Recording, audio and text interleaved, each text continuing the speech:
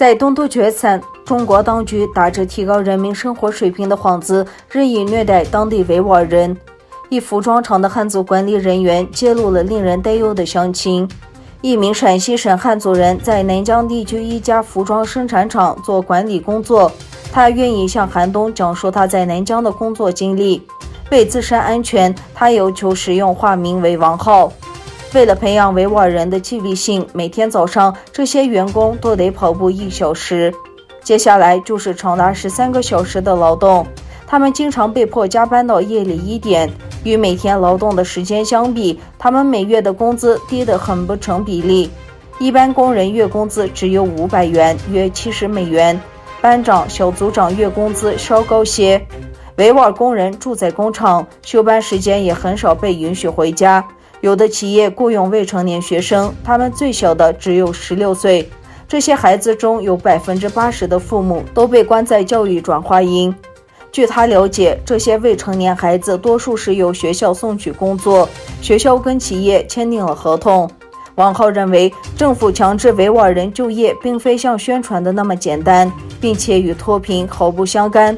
政府需要的不是让维吾尔人脱贫，而是改变他们的思想。王浩说，现在政府压制他们的信仰，消灭他们的风俗习惯，禁止穿传统服饰，禁止他们过宗教节日，还禁止他们去清真寺做礼拜。维族人被逼吃猪肉，只许有一种信仰，要信只能信仰中国共产党。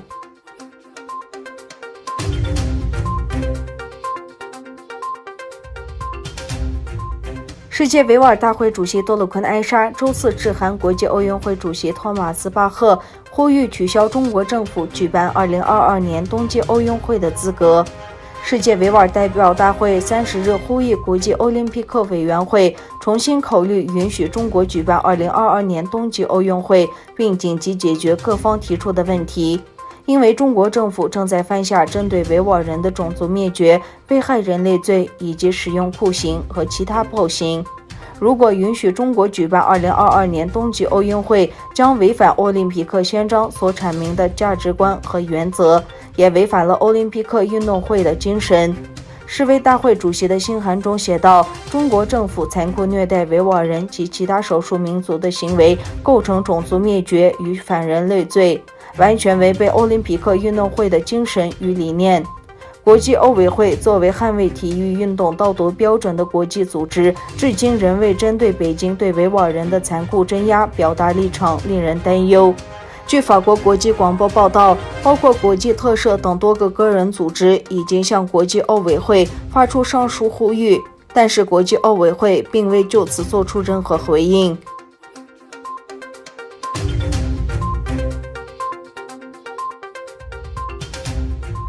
美国总统特朗普表示将禁止 TikTok 在美国的业务，而此前曾有消息传出，特朗普政府计划下令要求字节跳动公司出售 TikTok，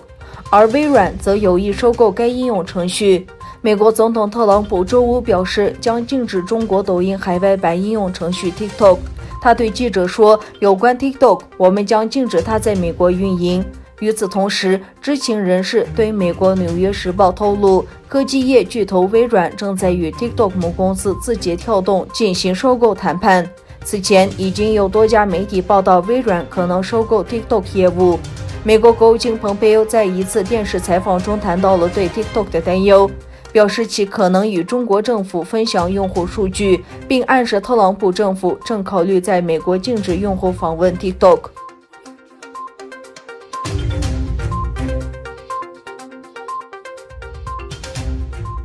香港特别行政区政府早些时候宣布推迟香港立法会选举1年。美国国务卿蓬佩奥8月1日晚上发表声明，表示强烈谴责。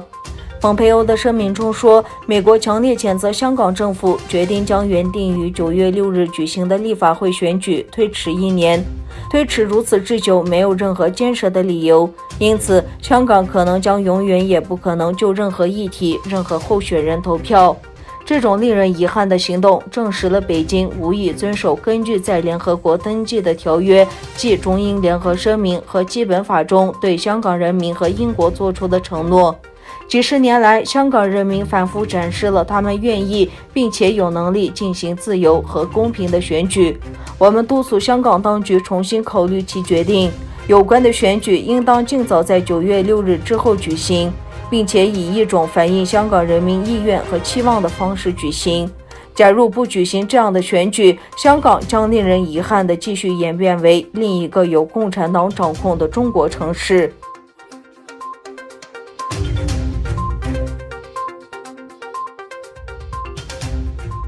德国媒体报道，华为在德国的一名高官呼吁政府不要将其排除在 5G 移动网络建设之外。